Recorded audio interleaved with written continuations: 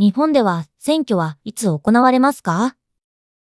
基本的に日曜日に行われます。多くの人が仕事が休みなので、投票に行きやすいからです。なるほど。韓国では平日に選挙が行われることが多いです。平日ですか？それでは皆さん、お仕事や学校はどうされるのですか？選挙の日は公休日となり、学校や会社がお休みになることが多いです。それは驚きました。国全体で休みにするのですね。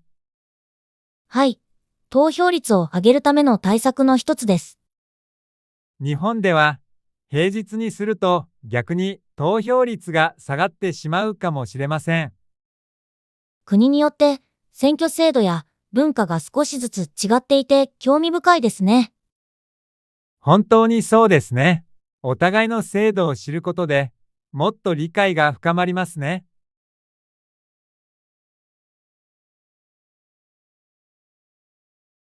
日本では選挙はいつ行われますか？基本的に日曜日に行われます。多くの人が仕事が休みなので、投票に行きやすいからです。なるほど。韓国では平日に選挙が行われることが多いです。平日ですか？それでは皆さん、お仕事や学校はどうされるのですか？選挙の日は公休日となり、学校や会社がお休みになることが多いです。それは驚きました。国全体で休みにするのですね。はい。投票率を上げるための対策の一つです。日本では平日にすると逆に投票率が下がってしまうかもしれません。国によって選挙制度や文化が少しずつ違っていて興味深いですね。本当にそうですね。お互いの制度を知ることでもっと理解が深まりますね。皆さん, konnichiwa. 오늘은 22강 선거일입니다. 한국과 일본의 선거일은 조금 다른데요.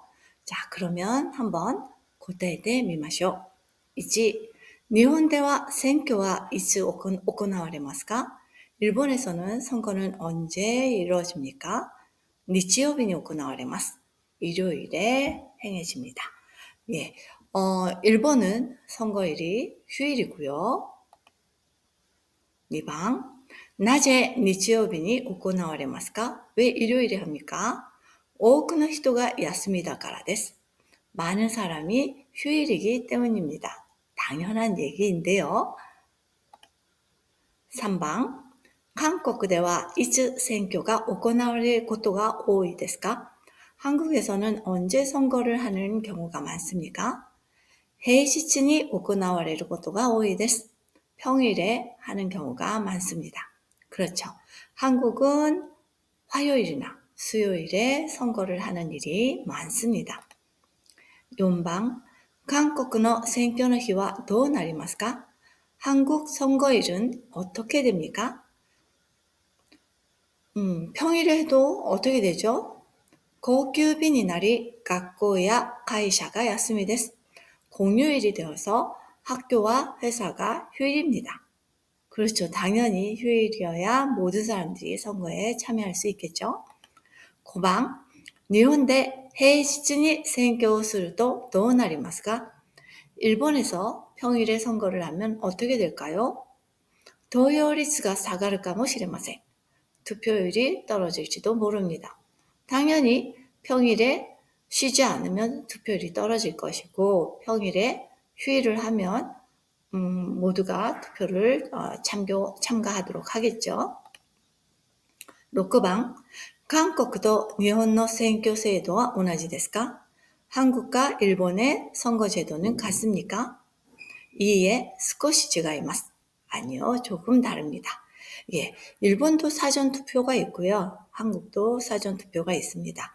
하지만 우리는 자기가 살고 있는 거주 지역이 아닌 곳에도 투표를 참가할 수 있지만 일본은 투표구에 가서 반드시 해야 되는 또 다른 점이 있고요. 한국은 평일에 하면서 공휴일이고 일본은 공휴일에, 일요일에 선거를 하는 차이가 있었습니다. それでは皆さん、今日はここまでします。お疲れ様でした。